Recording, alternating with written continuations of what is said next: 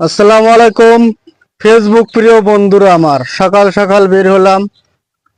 আমার জ্যাঠাই বলেন, বড় আম্মা বলেন, তার জন্য আপনারা ফতেয়া বলেন, নাহলে আমরা ফতেয়া বলি, খতম করে নেওয়া এটা বলি।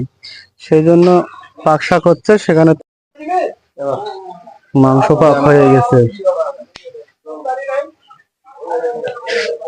আর আর আর আপনি ঢোকো নাকি ছেড়ে ওই আমার এগুলো বকরি মাংস, তোমরা নিলে বকরি মাংস। হ্যাঁ, গরু মাংস না আমার হয়েছে নয়। ডাল ডাল পাক হচ্ছে না কি রে? ডাল পাক করো বেশি।